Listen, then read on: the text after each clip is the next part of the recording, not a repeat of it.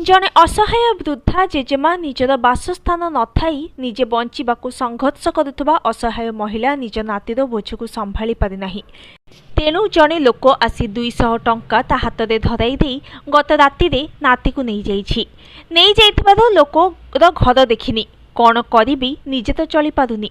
बस स्टाण्ड पर पिंढारे शोची एठी सेठी राति कटुछि भिक मागुछि किए दया रखाई मुठे खाइबाकू देउछि तांकरी भरोसारे बंचुछु मु ओ नाती।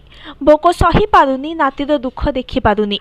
ए बयसरे कौन करिबी केते कष्ट सहिबु से लोकर पिला नाही नाती को पालिबो बोली कहिला। ता घर देखिनी ताको विश्वास कली मते 200 टंका देइछि खर्च करिबाकू एवं गोटिए कागज रे ता फोन नंबर देइछि। एपरी कोहभरा कंठरे प्रकाश करिछि रासगोविंदपुर ब्लॉक करंजपड़ा बस स्टाण्ड रे आज को मासे हेब आश्रय नैथिबा जणे वृद्धा महिला। से निज नाती को धरी एणे तेणे बुली मागी खाए ता 5 वर्षर नाती सहित। विभिन्न बस स्टाण्ड हेउछि तार बासस्थान। तेणु एठारे रही मागी जाची चले। तार ओ नातीर अवस्था देखि लोके माने खाइबाकू दियंती।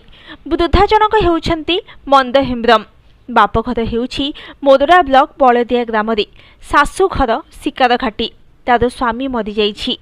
सासु घरे जागा बाड़ी नथिबारु रासगोविंदपुर ब्लॉक छातना पंचायत राईपाल गाँव रे सान भौणी और भौणी ज्वाई घरे 2008 मसीहारू रहुथला। पुओ रेंटा हेम्ब्रम और बोहू दुली हेम्ब्रम को नहीं तार संसार थिला।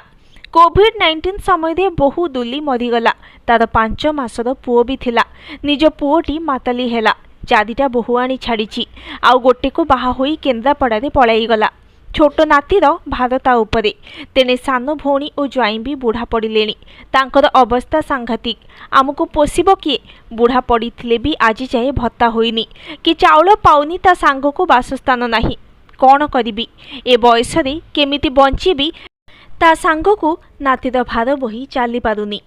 किछि बुद्धि बाट दिसुनी। एही बस स्टाण्ड रे रही जीवन काटुछि। जणे लोक 2 थर आसीथिला तार पिला नाही बोली कहूथला। ता घर देखिनी कि ठीक से जानिनी। पिला को पालिबो बोली कहिला। बालेश्वर जिला खंतापड़ारे ता घर बोली कहूथला।